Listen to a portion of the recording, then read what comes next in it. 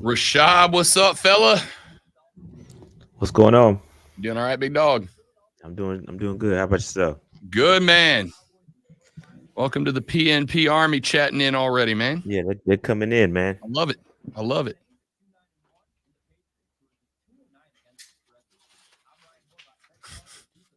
For the North Carolina Panthers. Woof. Uh-oh. Uh-oh. The folks down here in the upstate were not pleased with the announcement yesterday, Rashad. Yeah, I got to talk about that. That's pretty big deal. Pretty big deal.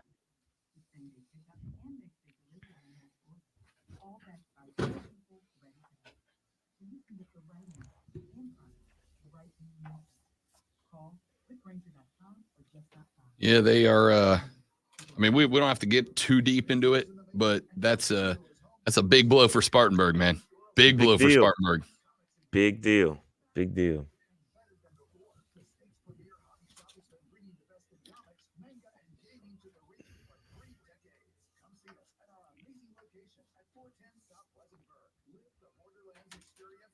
Kellen says DT continues to alienate fans. I'm gonna tell you right now, they're going to be a big drop in Panther fans up here in the upstate for sure. Like that was the connection to the team. You know what I mean? And now it's gone. Woof. Yeah, no. On Twitter yesterday, man, it was legit fans hitting the transfer portal. Yeah, like, for sure. Did you see the graphic? Some dude on Reddit made like the graphic. Like, respect my privacy graphic. Yeah. Man, it was hilarious. Man, I was dying when I saw that. Man, hilarious, man. It's funny, but it's not funny, and I completely understand. That's I get it. Yeah, it's supposed to be 2 states, 1 team, right? Not anymore. Not anymore. I'll ask you about it on the air. You think that was a shot because of the Rock Hill thing?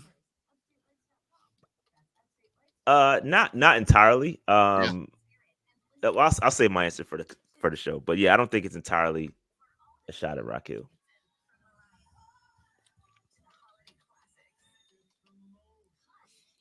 Rashad, is Mariah Carey the Queen of Christmas? He's giving you the look over there. So yeah, I mean, when I ask you a question, it's that we're on opposite sides, he and I. Yeah, so. No, I would say so. Yeah. All right, look at you. No, she's not. She's not. Who is? Thank you. There are 2 country artists that sue her every year. I don't care. Yeah, okay. But you say that they're what? Listen, country is horrible. Call myself I'm not. Christmas. It don't make it true. Would you please? I mean, for going forward, would you call yourself at the party Friday night? Would you wear a tiara and just call you? Come on. She isn't the queen. She's the empress of Christmas. Okay. Respect, Deontay. Respect. All right. I like that. By the way, I love Mariah Carey. I just don't think she's the queen of Christmas. I don't think you can declare yourself monarchy. I don't think we did. I am now the Duke of the people. Upstate. I mean, the people have spoken. The people have spoken. Yeah, the same people who go at LeBron because they call him the king, even though he never called himself that. She has called herself the Queen of Christmas. I mean, if the Queen of England calls herself when she passes away, like 50 years from now, who's the next queen? To be determined.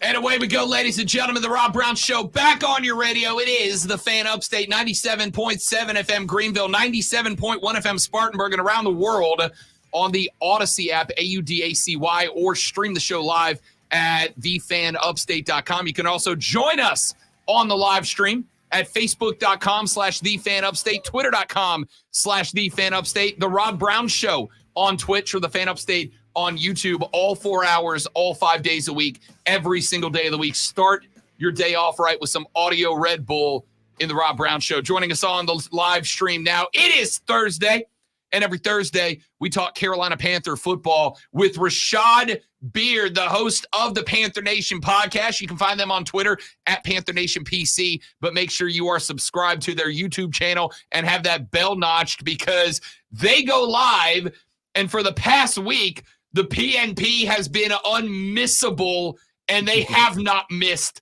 talking Panther football. What's up, Rashad Beard? I mean, I've been given a lot of content to talk about, so I've got to talk about it. So, Rob, what do you want to talk about? What do you want to talk about? Let's go. We will start. I don't want to spend a ton of time on this, Rashad, because I think down here in the upstate, it's more about the economic impact, but I do think there is a fan impact.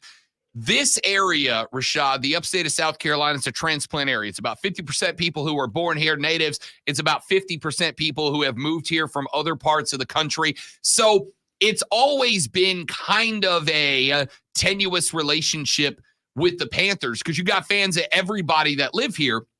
And so, especially with the Panthers being, relatively speaking, a newer team to the NFL, having a direct connection with fans is to me, should have been a massive priority for the Carolina Panthers. So the announcement yesterday that Tepper was taking training camp out of Wofford, out of Spartanburg, out of the upstate, and bringing it back to Charlotte, I think it's a good business move for Carolina in terms of having more team-centric activities in the Queen City.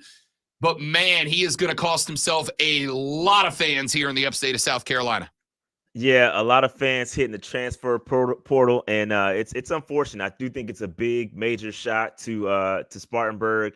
A lot of economic impact, and I really think the ultimate reason as to why training camp was moved from Wofford is, I think it's a shot at Jerry Richardson. I think he wants to get it complete. He wants to wipe Jerry Richardson completely clean of the Carolina Panthers. And, obviously Jerry Rich, the big cat, had a connection, has a statue outside of Wofford, inside of Wofford. And so I think he wants to rid himself of that. And I think this was the final step. And obviously, I think they rushed the announcement because obviously there's some news that hit the wavelengths yesterday. And they kind of wanted to get, squash that and say, all right, let's put this out. We're going to move training camp. So they don't have everything figured out. There is going to be some component of, I guess, Fan Fest is going to now move to somewhere in South Carolina. They don't have the details. So I don't know. I think it's, again, there's a mantra, 2 states, 1 team, that you're removing the biggest part that connected the Carolina Panthers to South Carolina. And that's unfortunate. Now, for me, that I live in Charlotte, I'm kind of happy about it. But I do know that there's a big contingent of Panthers fans that was really the connection to the Carolina Panthers, them coming to, and it's free, and you get to come up close and personal to see the players. And unfortunately, that is going to be no more. Next year, when I cover the camp, I'm going to have to do the Rob Brown Show live from Rashad's living room. Welcome. Hey, come on through. Rashad Beer from the Panther Nation podcast joining us here. You mentioned wiping the slate of Jerry Richardson, and I think that's interesting. The first year that I covered the team at training camp, I found it very interesting. My colleague, Mark Ryan, pointed when we were in the entrance to the gym where they did the big VIP party and everything. He pointed to this big black sheet that was in the background. He's like, you know what's behind that? And I was like, no, I assumed it was like a player room or something. He goes, no, go look behind it. It was the portrait of Jerry Richardson in the Richardson Center, and the Panthers put a big black screen in front of it. So you always kind of wondered, like, okay, it's kind of tough to disconnect when the gym you're doing this party in is named after the guy. But on the other hand, to cover up that portrait was kind of an interesting decision there. That's only a recent thing, though, because when we did it the first year that gym was built, that thing was front right. center. Yeah, and they never tried to cover anything. So this, I don't know how long ago they decided. I know it was covered the first year I got here, or the first year was open after I got here, which was 3 years ago. So that's kind of interesting.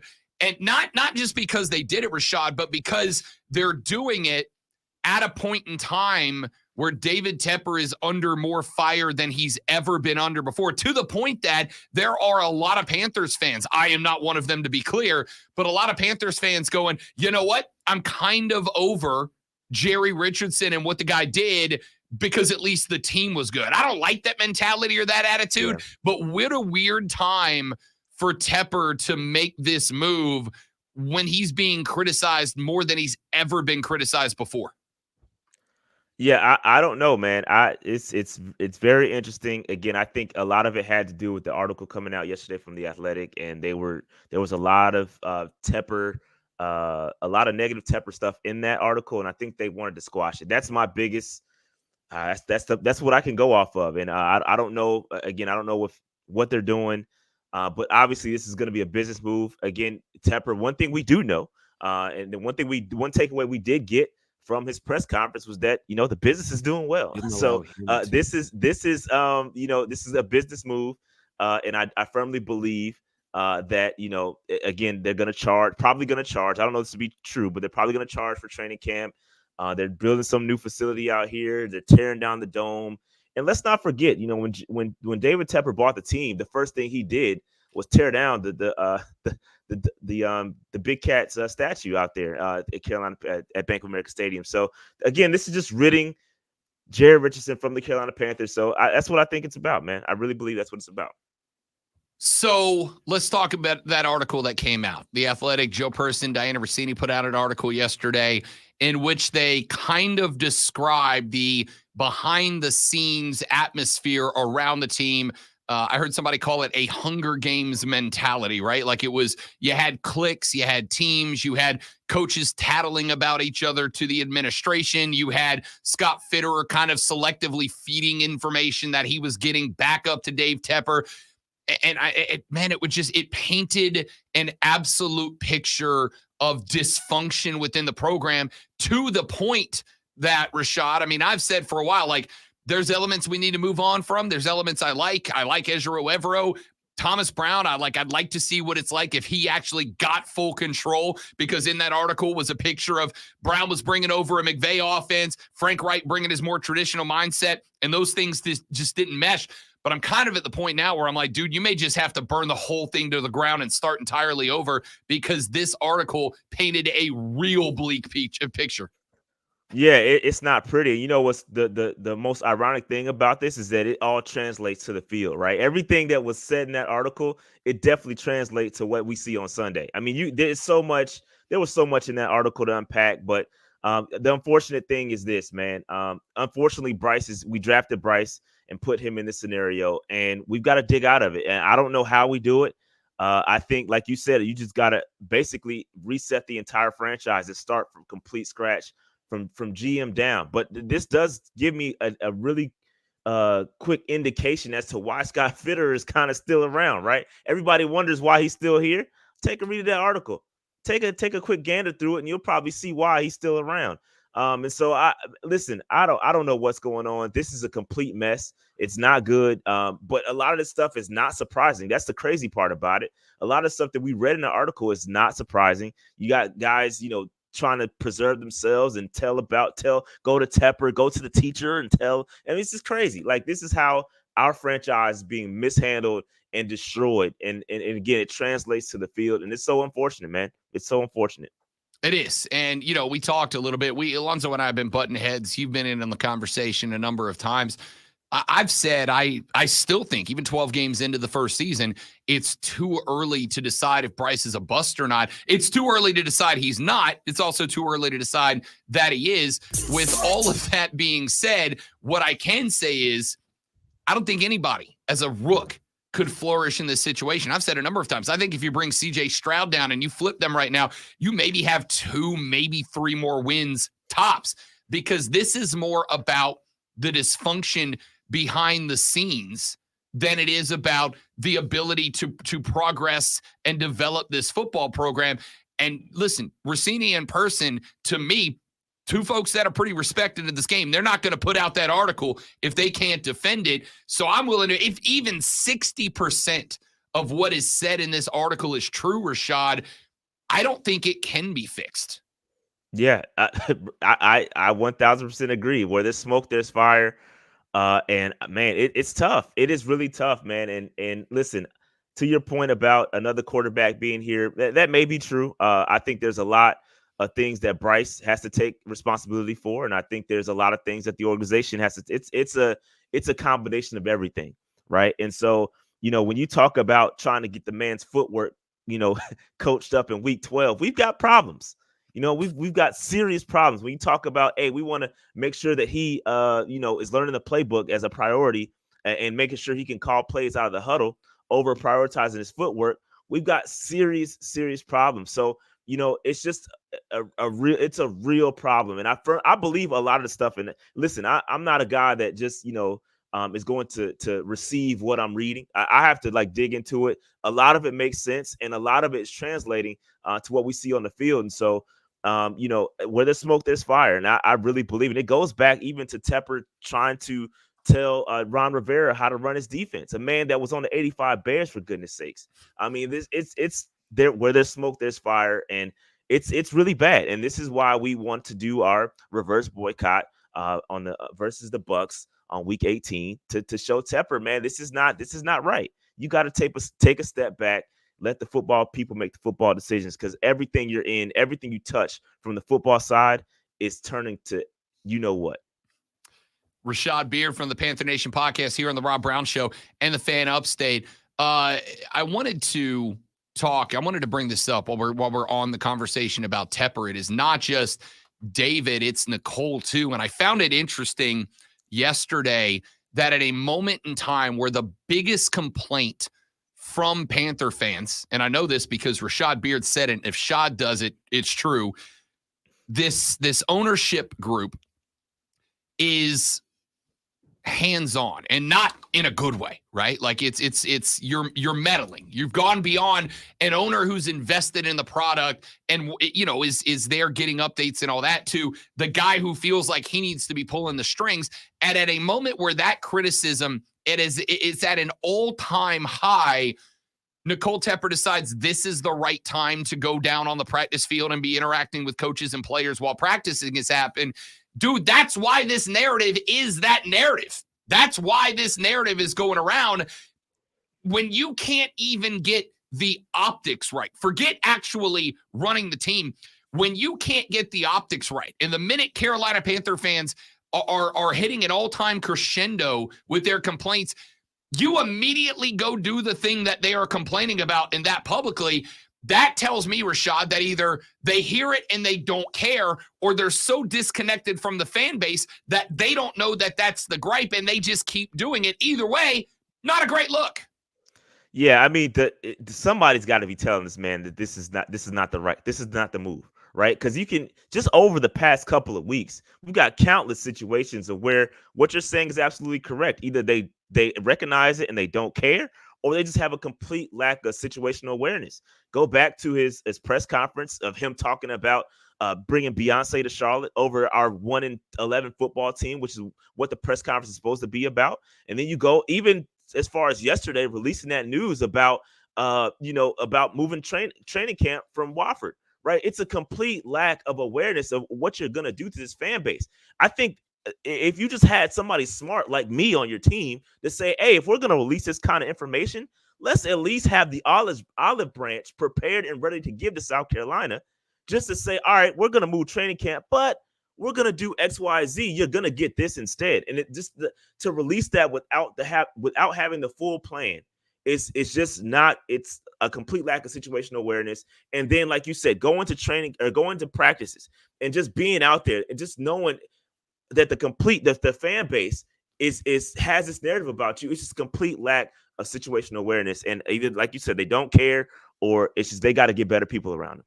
Yeah, it's an unbelievable lack of situational awareness. It's an unbelievable lack of tact. Like, dude, you go sit in top of the stands. You can still watch practice. You can still take your notes and critique or whatever. But to have her out there literally pulling coaches away from drills to talk with them while a 1-11 football team is getting ready. By the way, for a very winnable game, Jameis Winston is starting for the Saints. You can win this damn football game. We're bad. This is winnable. And so 4 days before a very winnable football contest against the football team that is floundering within the division right now, to have her doing the thing that people are upset about and then either not caring or not recognizing that people are upset about it, like that to me illustrates that the problems are at the very top and they're not even willing to pretend like they're trying to fix them. That causes me to believe that, Rashad, you and I are going to be covering a bad football team for like a real long time, dude. Yeah, I'm with you, man. I don't see any light at the end of the tunnel. Unfortunately, listen, I'm trying to remain positive. But they're making it very difficult, man. I've got to see what they're going to do over the next couple of months, who we're going to bring in as a head coach. That's going to speak volumes. But we got a lot of listen, tear it down to build it back up. That's really the only thing we can do.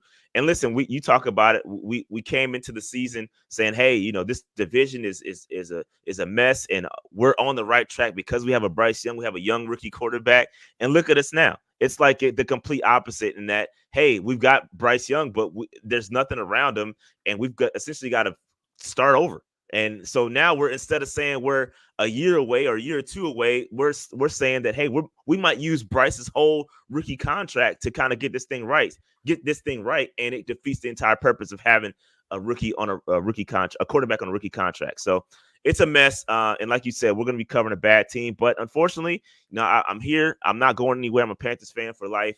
And for those that choose to cheer for another team, salute. Make sure you choose the right team. You got one shot at this.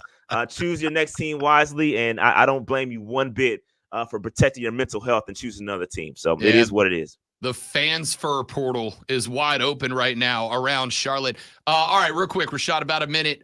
This game coming up this weekend, Carolina, New Orleans. Again, New Orleans right now on a losing streak. Derek Carr likely going to be out as he's got not just concussion protocol, but like the third rib injury he's taken this year. Jameis looked like absolute crap last week when he stepped in spot duty. This is a winnable game. However, New Orleans defense is still pretty good. They're generating over a turnover a game at this point. Defensive line can still get it, even with a couple of injuries here and there. What's this game shape up like to you? Another L. Going on the road, not looking good. Because what you just said, the Saints defense is still very respectable. And unfortunately, our offense is not. So when a respectable defense meets a struggling offense that has no identity, you're going to get a pretty bad game. And I think our defense is solid too. But unfortunately, I do believe in Jameis. I think he'll get more points scored than our offense can. So at the end of the day, I like our defense. J.C. Horn is back and posted a credible game last week. Dante Jackson had a solid game last week. We got our defense is getting healthy. And we've been trusting and leaning on them all season, but unfortunately, just the offense won't do enough to win the game, and that's what it's been looking like all season. So I'm rolling with that. I'm going another L for the Carolina Panthers, and that's what I see. I opened the door for Rashad to have just like a glimmer of optimism at the end, and he just slammed it right back shut. I get it. That's it. I'm a realist, man. I keep it real. That's one thing about Rashad. I always keep it real, man, and it's not a good look. Here's the thing, though. Don't get worried. He's still smiling. When he stops smiling, then that's when we're in trouble. Yes. Always that's smiling. When trouble. Always when smiling. Rashad hits me in the Twitter DM like, "Yeah, dog, I cannot come back on the radio." Then I'll give up. Rashad Beard hosts the Panther Nation podcast. Follow them on Twitter at Panther Nation PC. More importantly, follow them on their YouTube channel. They're doing lives constantly because the Panthers just keep throwing us fun news stories to talk about. You got anything scheduled before Sunday? We got I'm doing a morning huddle. So right after this show at 9:30, I'll be, talking some more Panthers football, some more topics we didn't discuss here. And then also I got an NFC South roundtable show tonight with a couple of other fellow YouTubers from our rival teams. And and then we'll be live streaming on Sunday. So a lot going on. Hit that notification bell. I like it. Make sure you're tuned in to Rashad Beard and the Panther Nation podcast. Big dog, good to have you, brother. We'll talk to you next week. Peace out, guys. Thank you. Later on, that is Rashad Beard of the Panther Nation podcast. Let's take a break. We'll come back with Emily Adams of the Greenville News to talk some Gamecock ball. That's on the flip side. It's the Rob Brown Show. It's the Fan Upstate. Lights. All right, guys. Those of you from the Panther Nation podcast, if you want to find us at the Rob Brown Show on Twitch or YouTube, we'll be right back. Everybody else, we'll be right back.